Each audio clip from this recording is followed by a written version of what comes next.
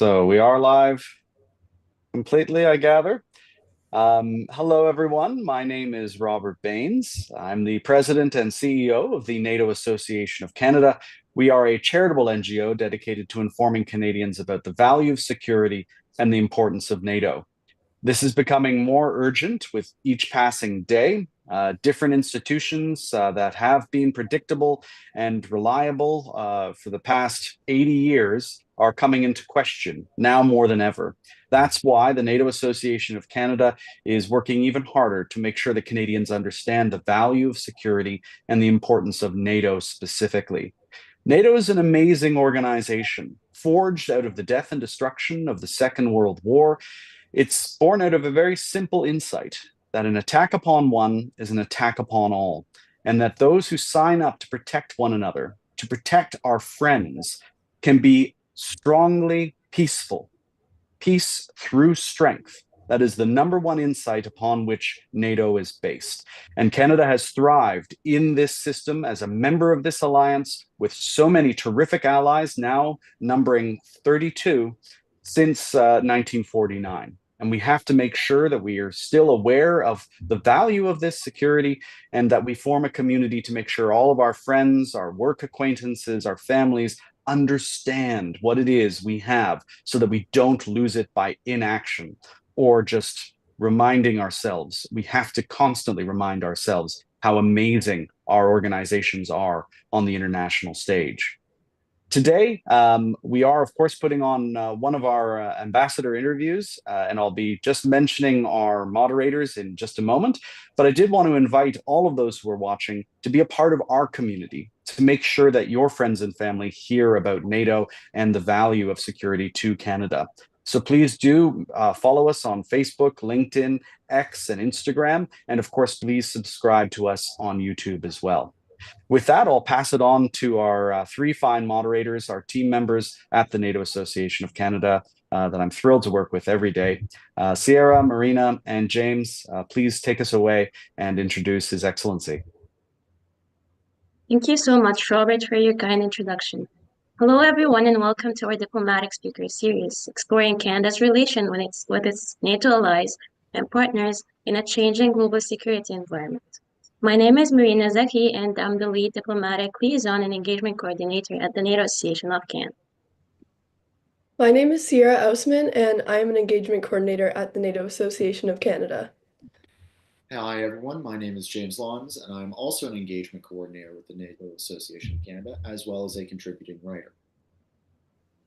We're honored to be joined today by His Excellency Alessandro Cattaneo, the Ambassador of Italy to Canada. Ambassador, thank you so much for joining us today. Now, before we get into the Ambassador's opening remarks, I would briefly like to introduce His Excellency to our audience. After graduating in law from the Università Cattolica del Sacro Cuore, Catholic University of the Sacred Heart in Milan, Alessandro Cattaneo joined the Foreign Service in 1998, initially assigned to the Directorate-General for Migration and Social Affairs, and subsequently to the General Secretariat.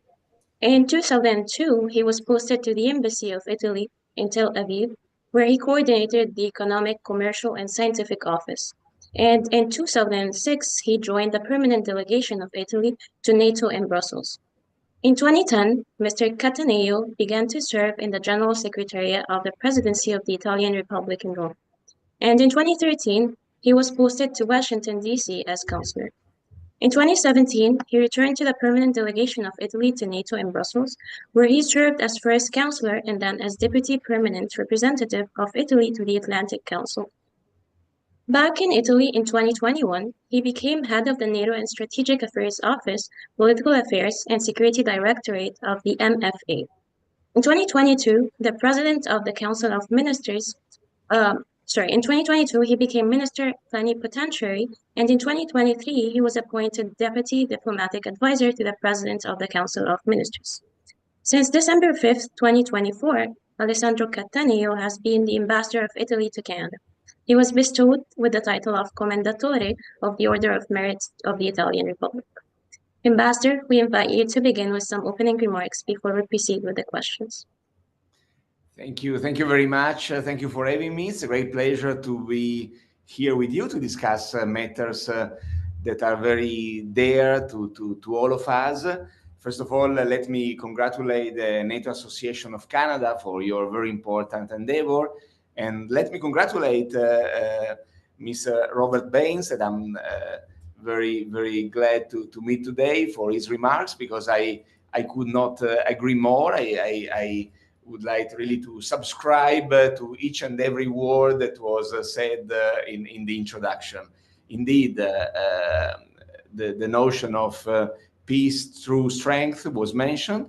Allow me to recall that tomorrow we will celebrate the 76th anniversary of the signature of the North Atlantic Treaty, where Canada and Italy were among the first 14 founding members of the treaty that then gave birth to the NATO organization as we know it. I really believe that the history of NATO is a history of success.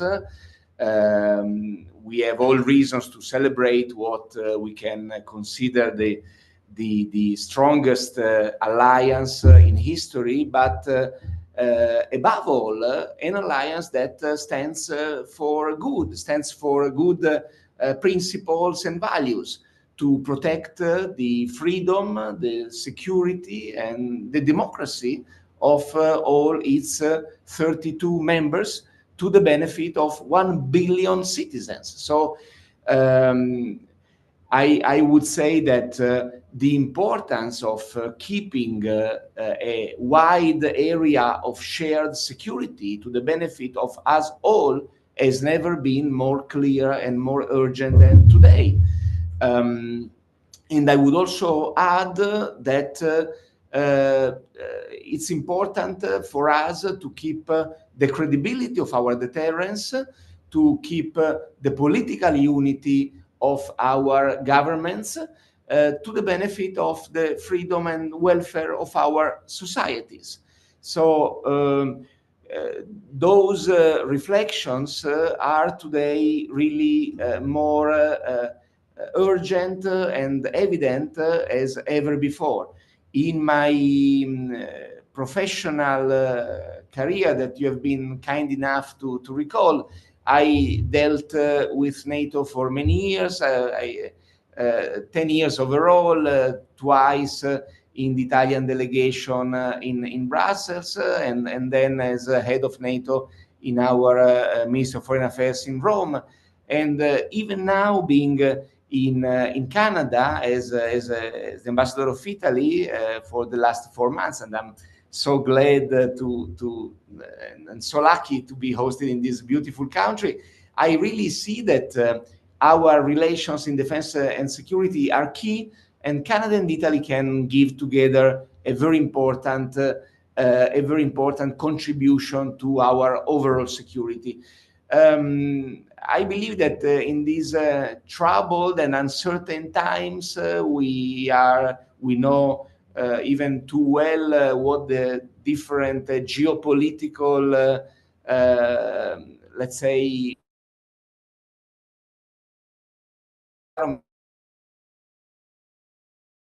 around us. It's important to focus on the essentials. It's important to understand how important is our political unity. And by the way, let me also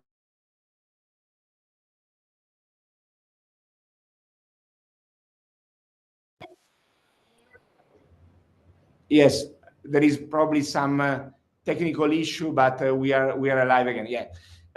So let me also recall that today and tomorrow our foreign ministers are meeting in Brussels for the periodic foreign ministerial gatherings of NATO. So they will have the occasion to discuss the most urgent topics on the international agenda, and we all know that the situation of security in all around the NATO area of responsibility, in Europe in particular, the current status of the situation in Ukraine after the Russian aggression to Ukraine, and our Indo-Pacific partners will also be part of the conversation. So today and tomorrow, our foreign ministers are having very important conversations. But since NATO is a community of democracies, it's incredibly important, I believe, also to have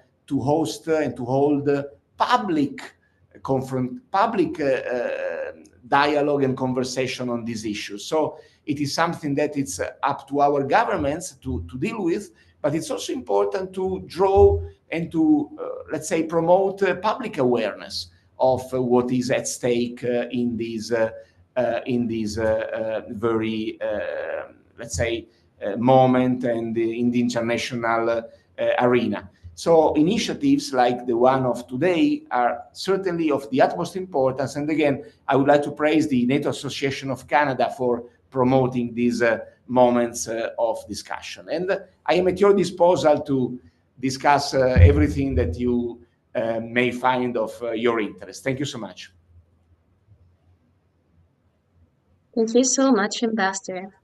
Let's dive into the questions. So my first question is, Italy has been an advocate for European defense autonomy, but remains firmly committed to NATO.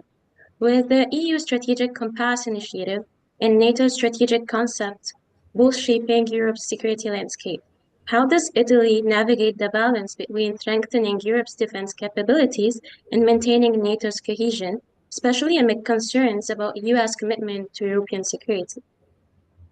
So, thank you. First of all, I believe you correctly characterized Italy's traditional approach. So it is true that we have always been a strong advocate for European defense autonomy, but in a logic of commitment to NATO.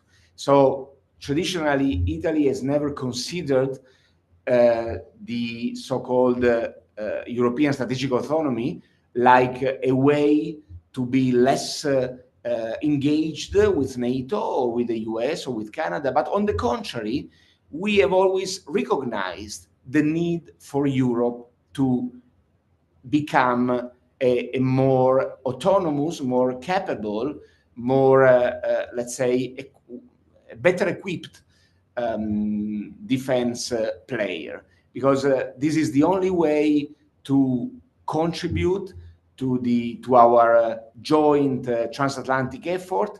It has been always the right thing to do, and now it becomes even more clear that it is true that Europe must step up in its capacities, in its in the toolkit that it can leverage in order to address the emerging security challenges. So Europe must do more.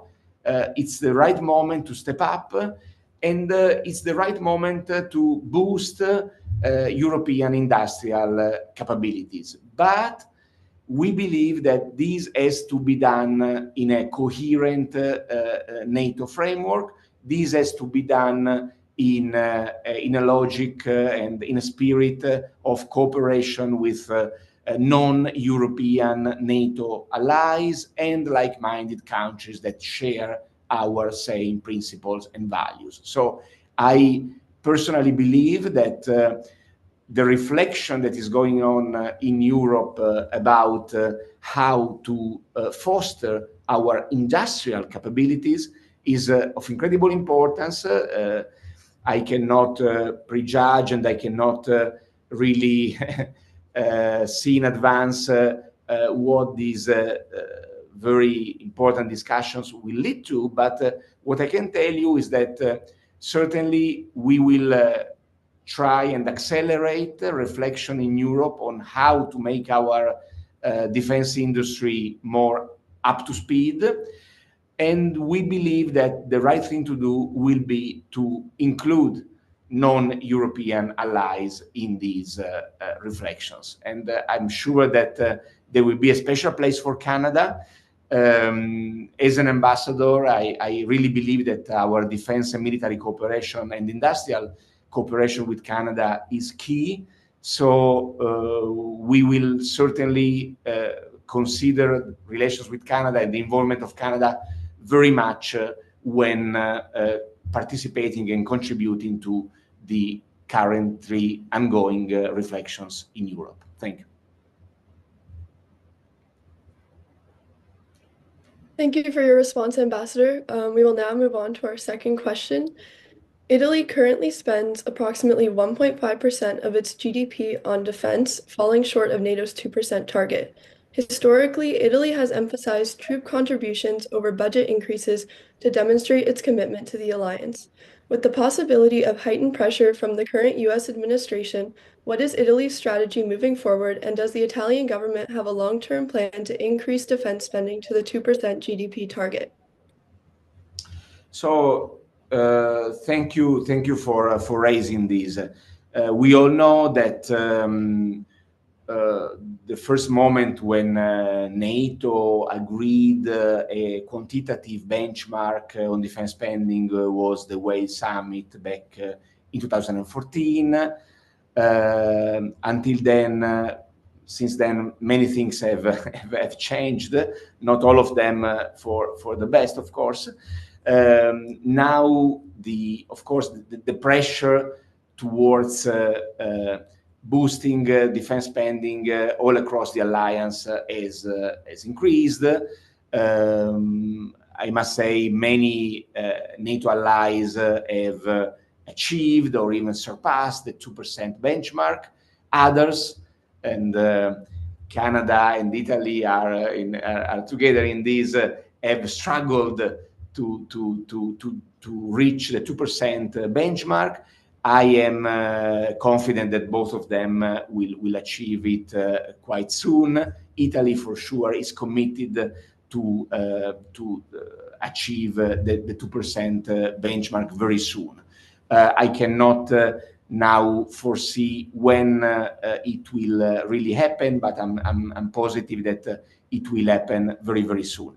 It is true that the US administration is also, of course, advocating in this direction, but to be very honest, we all recognize that the international geopolitical and security situation is such that it's the right thing to do for our democracies to step up.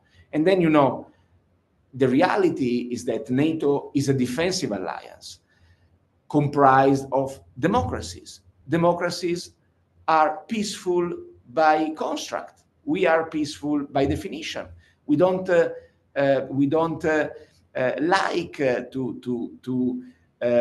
the idea that we have to prepare for the worst.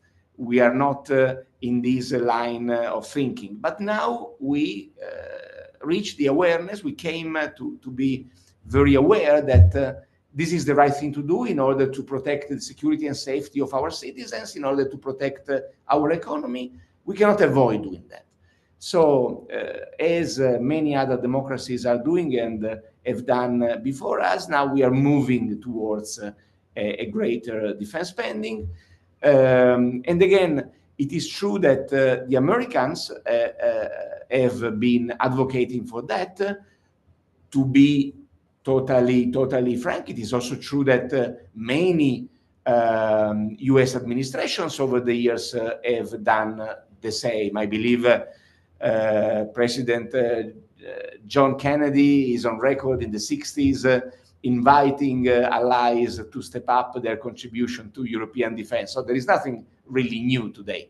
What is new probably is the sense of urgency that we all share. So our strategy is certainly to reach the 2% as mandated by the engagements that have been subscribed to back in the Wales Summit. We are preparing now, as we know, for the June NATO summit in The Hague, where defense spending will most likely be again at the center of conversation of allied leaders. So I'm fully positive that we will move very soon in this direction. Thank you so much, Your Excellency, for that very, very concise and very well-spoken response. My question to you is, with the recent announcement of an increase in defense spending to bolster European defenses, Italy's Prime Minister has challenged such an idea as potentially alienating to citizens, suggesting that it makes it seem that the EU is procuring weapons for procurement's sake. with all this in mind, what do you see as the future of European defense, and how can NATO play a role in it?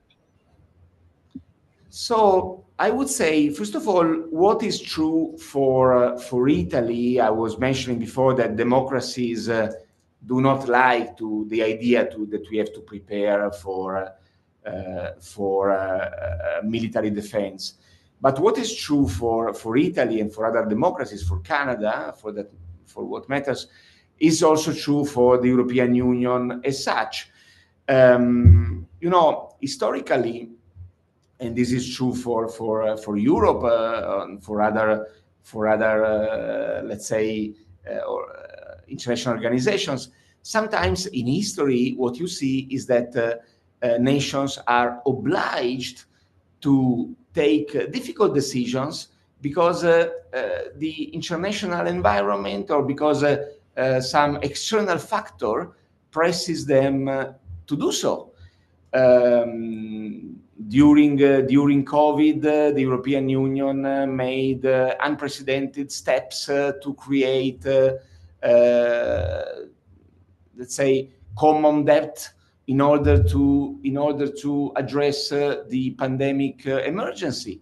After the Russian aggression to Ukraine as well, the European Union took unprecedented decisions in terms of buying collectively weapons for the defense of Ukraine and assuming on itself very important expenses in order to contribute more accurately and more substantially to the common endeavor in defense of Ukraine. So sometimes it's history itself. It is external factors that push us in the direction of assuming difficult decisions. But then, if those decisions are wise, if those decisions are sustainable for the long term, they result in a positive, let's say, factor for the development and welfare of our societies. So for Europe, this conversation has not been easy, has not achieved its final conclusions yet, as we were saying, but for sure there is a widespread awareness, as I was mentioning, that Europe needs to step up. So it will do it, and I believe that we will do it within NATO, together with the US, together with Canada and the UK, because there is no alternative to that. Even in, political, in the political sense, but also in the industrial and technological sense, there is no alternative to working together. So I'm really positive that what the European Union will do will be to try and step up its industrial capabilities while leveraging the essential industrial and technological ties that we enjoy with the US, with Canada, and with the UK, and with Turkey and non-European allies. Thank you for your response, Ambassador. I now have a question regarding Italy's role in the ongoing conflict in Ukraine. Prime Minister Meloni recently said the deployment of Italian troops to Ukraine is not on the agenda, citing the deployment of European troops as a complex, risky, and ineffective option. How does Italy envision its role in supporting Ukraine's defense efforts moving forward, particularly if US military assistance remains uncertain? So here, I believe that your question captures just part of the equation. It's a little bit wider than that. Well, first of all, allow me to say that Italy is and has been from the very beginning totally steadfast, coherent, and crystal clear in its rejection of Russian aggression to Ukraine and in its very firm, substantial, and concrete support to Ukraine in all manners possible. First of all, on the political level, but very much also on the practical, in practical ways by providing Ukraine substantial military support. The Italian government has approved from the beginning of the invasion not less than 10 different packages of military aid to Ukraine. We are steadfast, we are very solid and coherent in our support to Ukraine.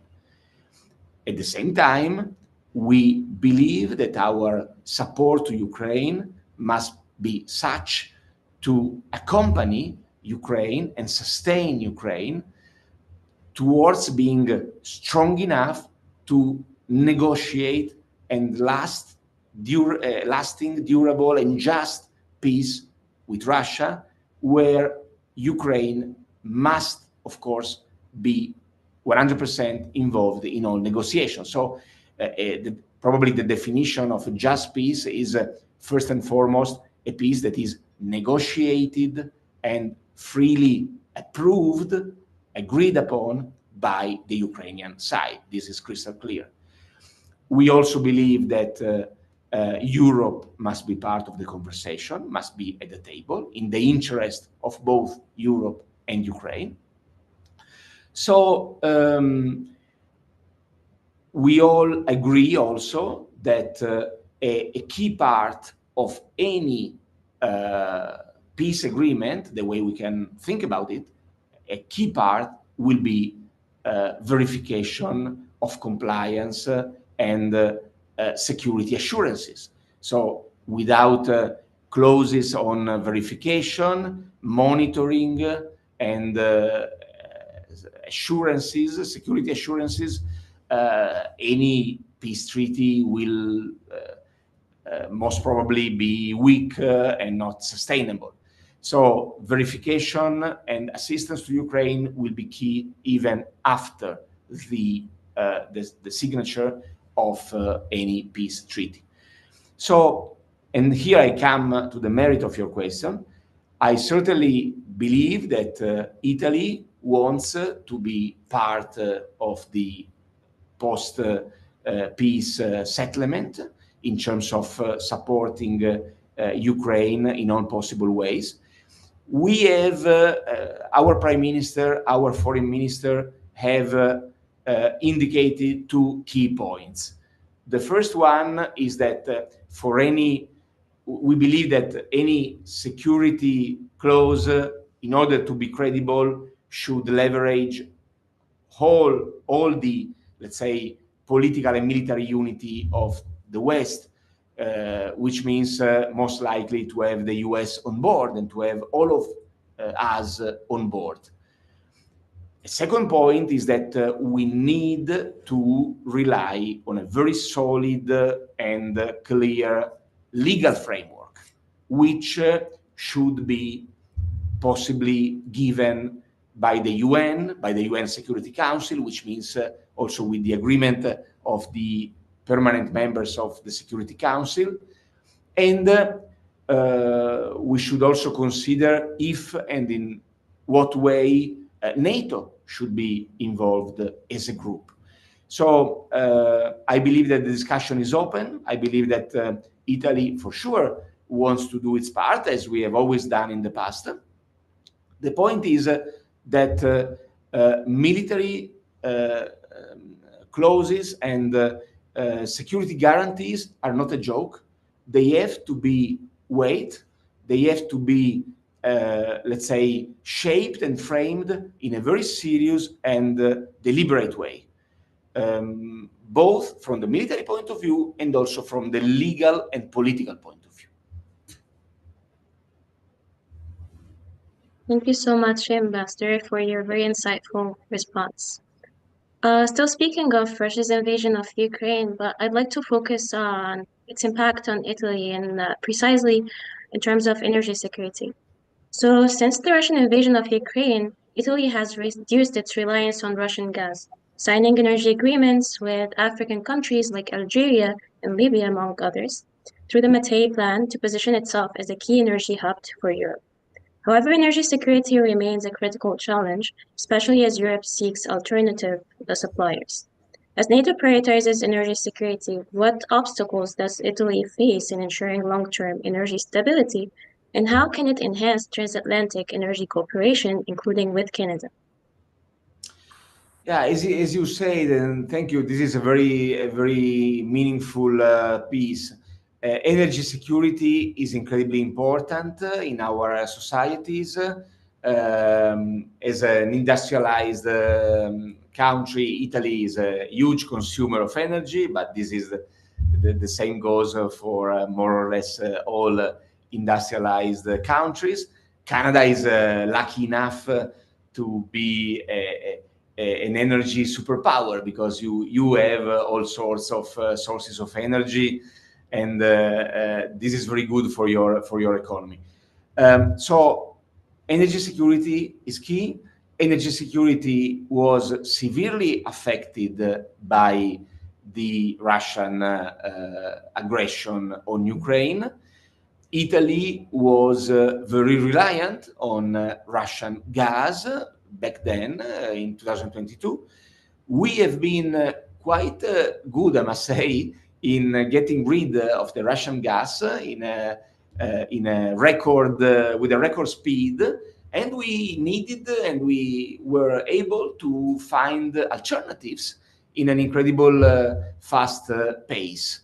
So now we, as you recalled, we are working very much with a number of partners, especially in North Africa, in the Gulf, in order to provide for all the energy that we need. And I'm grateful to you because you mentioned the Mattei Plan for Africa, which is a very ambitious and important endeavor that was launched by the Italian government 2 years ago. The Mattei Plan for Africa encompasses and embraces a number of dimensions, including food security, health, education, water management, and energy is an incredibly important part of it. So, as it always happens, external shocks, as I was also mentioning, can be a positive factor as far as governments are able to take the right decisions in order to address and respond to emerging challenges. So we have really done our utmost to favor and stimulate a conversation on energy, including within NATO and within the European Union. I believe that an important number of good decisions have been taken since then. And of course, I believe that Canada can be and should be an important interlocutor on these issues. So I believe that all elements are in place for Canada to cooperate more intensively with Italy in order to understand where we can do more together, making a good use of the different sources of energy that Canada can provide Italy and Europe and the rest of allies. So we look with interest to the possibility of making a good use of what's happening these days in order to increase energy cooperation also with Canada. But it is true that energy is certainly one of the most powerful single factors of the geopolitical equation today. Thank you so much, Ambassador, for your very informative answer. I'd like now to focus on Italy's defense industry. So Italy has a robust defense industry with companies like Leonardo SPA playing a key role in European defense projects. The Global Combat Air Program, or GCAP, is a joint fighter jet initiative between Italy, the UK, and Japan, and it's considered a major example of Italy's defense innovation. Considering this, how does Italy view its role in advancing NATO's defense capabilities? Yeah, you're right in recalling that Italy is traditionally a very important defense industry sector. Leonardo, that you mentioned, is possibly the biggest or one of the biggest security companies all across the European Union. We have many other players. I would like to mention at least Fincantieri, who is very active in the maritime dimension. So it is true that we are very much concerned, also from the industrial point of view, about all the conversation that is going on in Europe, how to strengthen the European defense industry pillar within NATO. And as I said, we believe that this may certainly happen and should happen with a holistic view of what all across NATO can be done in order to accelerate the pace of the strengthening of our industry.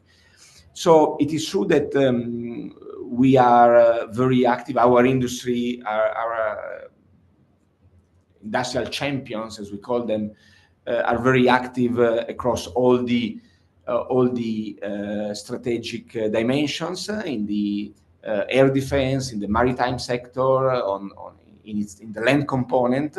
So, and I also believe that there is a specific Italian and Canadian angle in it, because as we were mentioning, Italy is still committed to reach the 2% benchmark. Now we are around 1.55, but accelerating quite substantially. We know that also Canada has some let's say defense gap to fill. So I believe that this parallel situation of Italy and Canada gives us a specific opportunity to work together in a coherent manner, so that we can find together how to better cooperate in this incredibly critical and important dimension.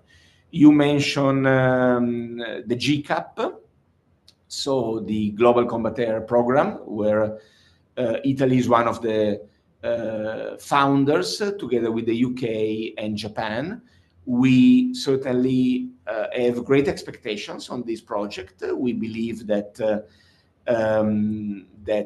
it can deliver a specific air defense capability that will be key in upholding our common security architecture. It's a huge endeavor. It's an incredibly ambitious program that will take a number of years to be developed. And that's why when you deal with such, let's say, ambitious and long-ranging projects, it's key to choose the right partners. And that's why I really believe that there is space in the industry sector for, let's say, a renewed conversation among allies, where, in particular, Canada-Italy relations can play a very important role. Thank you, Ambassador, for the insightful response. I would now like to ask a question about Italy's role in Mediterranean security. In January 2025, Italian Admiral Giuseppe Cavo Dragone assumed the role of chair of the NATO Military Committee, highlighting Italy's significant influence within the alliance. Given Italy's strategic position and Admiral Cavo Dragone's recent appointment, how does Italy plan to strengthen NATO's focus on the southern flank and address security challenges in the Mediterranean, particularly through initiatives like Operation Sea Guardian, NATO's ongoing maritime security mission launched in November 2016, to enhance stability and deter threats? Additionally, how has Italy contributed to this operation, and what benefits has it gained from its participation? Yeah, no, that's also a very important point. In its introductory remarks, I believe Mr. Baines has mentioned the fact that according to the North Atlantic Treaty, an attack against one of its members is an attack against all of them. This is the key provision of Article 5 of the treaty, which means that our security is indivisible. This is an incredibly important element to understand what NATO is all about. NATO is grounded, is founded on the assumption that our security is indivisible. Whatever affects the security of Canada or the Baltic states or Italy must be considered as a challenge affecting all of NATO members. This is key. And this is very true, not only in terms of political solidarity, which is also very important, but it is true in its very essence. So our globe, our world has become small. We don't have the luxury to just overlook what is of concern for one of NATO members, because our own area of interest, our own shared area of security is such that, again, a challenge to one of NATO allies is really a challenge to all of them. So we have long advocated as Italy within NATO to, let's say, promote the notion of 360 degrees security, which was at the end captured in the strategic concept approved by the NATO summit in Madrid in 2022. So our current strategic concept, which, as you know, is in a way the, let's say, the key software, the key political and military, let's say, center of gravity of the alliance. Our strategic concept, I was saying, is really founded on the idea that NATO operates with a 360 degrees appreciation of our security. In the case of Italy, this means that the so-called southern flank is of utmost importance. And that's why Italy has traditionally contributed a lot to stimulating NATO reflection on the southern flank through ideas, through proposals, and also trying to, in a way, participate in try to push forward candidates for top NATO jobs. We were very glad that NATO Chief of Defense have elected last year our former CHOD, Admiral Giuseppe Capodragone, as the new chair of the NATO Military Committee. So I'm sure, as you said, that let's say Chair Capodragone will benefit with his experience, with his wisdom, the work of the Military Committee of NATO. It is also true that Italy has very much contributed over the last few years to all major decisions that have been approved within NATO with regard to the southern flank. I would like to mention at the Washington summit that was held last year, I would like to recall the approval of a specific Southern Neighborhood Action Plan. One of the main ideas of this action plan was the appointment of a special representative of the NATO Secretary-General for the Southern Neighborhood. The position is currently covered by my good friend, the Spanish diplomat Javier Colomina, who is doing a great job. So we believe that NATO must invest on, let's say, the relation with its southern neighborhood. And it can do it in a number of ways. First of all, politically, we all know that NATO is a number of partner countries that are put together in different ways and formats. We have the Mediterranean dialogue, comprised of 7 very important partners in North Africa and the Middle East.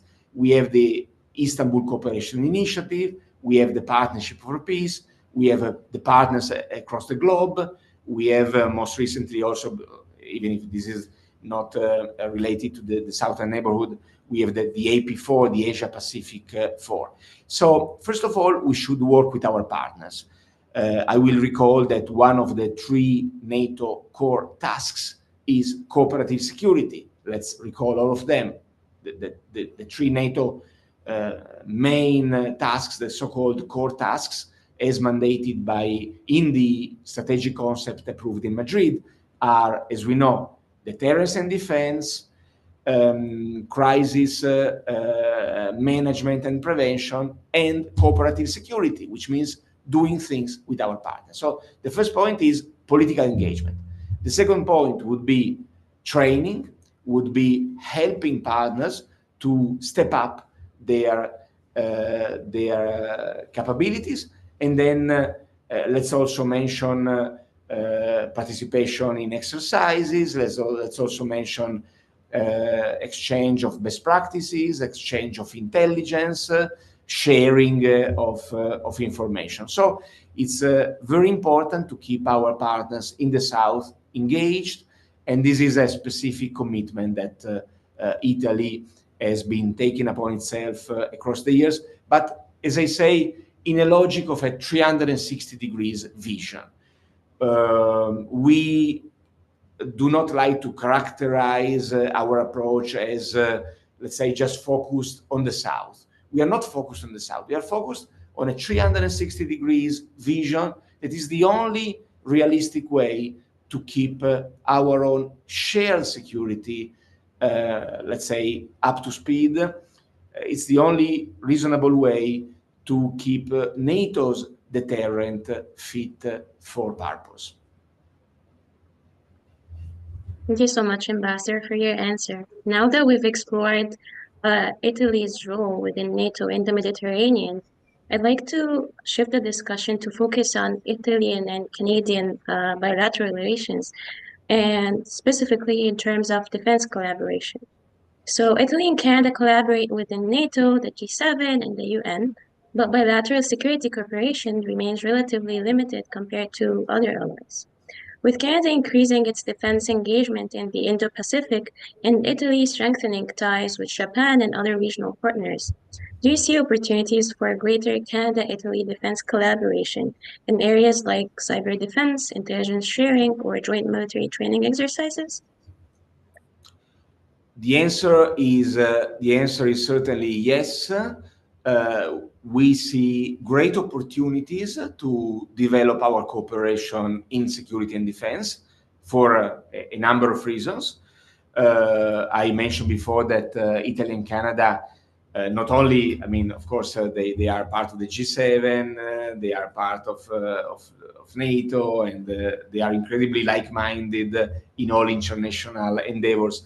But they also enjoy very warm bilateral relations.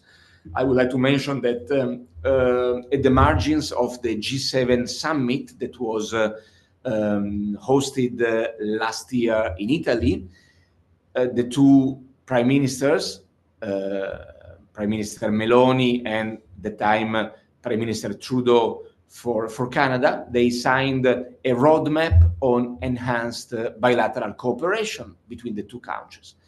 And this roadmap covers a number of different dimensions that have to do very much with stimulating research, scientific cooperation in high-tech sectors. And not surprisingly, it also mentions, and very rightly so, defense cooperation. So defense is at the center of our shared priorities. In addition to that, we certainly look with anticipation, with great interest, to everything Canada is doing in the cyber domain, in the intelligence sharing, and in artificial intelligence. We are very much aware that Canada is doing an incredible effort in fostering research in artificial intelligence, and I've been lucky enough to already visit a number of centers of excellence that have been promoted by Canada in this dimension. But we are also very interested in promoting our mill-to-mill cooperation. You are informed that since the very beginning, Italy has been a major contributor to the Canadian-led multinational brigade stationed in Latvia in the framework of the enhanced forward presence of NATO that was created in 2016. So we work shoulder to shoulder in many instances. I would also like to mention the very important step taken by Canada by creating the Center of Excellence on Climate Change and Security. The acronym is CASCOI, that is located in Montreal. And this Center of Excellence, that is the first one that Canada has created for itself within NATO, sees a very important Italian contribution. So we are just willing to foster our defense cooperation in all possible ways, and this will be one of the main objectives of my mission here in Canada.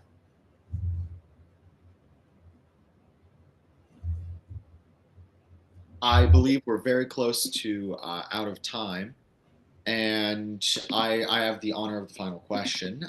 Canada and Italy maintain a mobility program for youth seeking work in both countries. The program allows youth seeking employment a 12-month visa that they can renew for a total of 24 months to work in either country. Do you believe that increased youth mobility is crucial to the deepening of diplomatic relations between Canada and Italy? Yeah, my answer would be a very strong yes. Also in this regard, I understand that the NATO Association of Canada has a lot of young members, and by the way, this is beautiful news. So I'm particularly glad to seize the opportunity offered to me by your question. It is true that we enjoy a number of specific arrangements that are focused on facilitating youth exchanges between the two countries. Allow me to say that Canada is really an extremely popular destination for Italian students, both at high school level and also university, college, and postdoc, whatever. So Canada does not need so much to be promoted among Italian students, because they are very much aware of how attractive this country is, how many things it can offer. Allow me, though, to draw the attention to the possibilities that you just mentioned to study and work in Italy.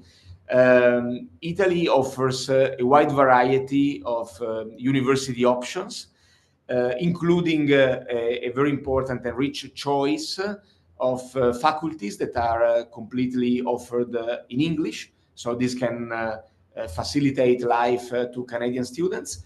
And we have a number of bilateral arrangements that are in place between the two sides in order to facilitate students to visit the other country, even for tourism, to see what opportunities there are to make some experience as young professionals or as students, while at the same time, if needed, finding a part-time job and so paying for their students. So we have very flexible arrangements in place. by the way, we have launched over the last few days also a campaign on social media, so you will easily find both on our website, and on our social media, all needed information to understand what formulas can be more fit to the needs of any specific aspirant international student. So this is a very important point, and I'm glad to seize the opportunity to seize this occasion to draw your attention on that. Looks like this is all we have time for. We apologize for not taking questions from the live stream. We would like to express our deepest gratitude and sincerest thanks to you, Ambassador, for your responses, your time, and your very insightful answers. With that, I'll now give the floor to the President and CEO of the NATO Association of Canada, Robert Baines, for some closing remarks. Thank you so much. Marina, Sierra, and James, what a great discussion, and a perfect way to round out the conversation, Ambassador, with your highlighting of the importance of connections between youth. I think you have also been involved with the Italian Atlantic Treaty Association chapter, our great friends, and the Youth Atlantic Treaty Association here in Canada continues to also make sure that Canadian youth hear about NATO at our universities and high schools, and it's a great opportunity for any young person to get involved and to make a difference. So, Excellency, I can't wait to work more with you, hopefully in person soon. But we are always interested in helping to explain the value of security through culture, that which we are protecting. That means great food and wine and art, something that Italy knows a little bit about, and might be another reason for students to come and visit as well. So I can't thank you enough, both Ambassador and our fine moderators. And those watching, please do consider staying involved, staying in the conversation on all of our social media channels, and coming to our events. Perhaps consider becoming a member. We need community now more than ever. Thank you so much. Thank you for having me. It has been a great pleasure. A pleasure, Ambassador. All right. And is our live stream off, Elena? Yeah.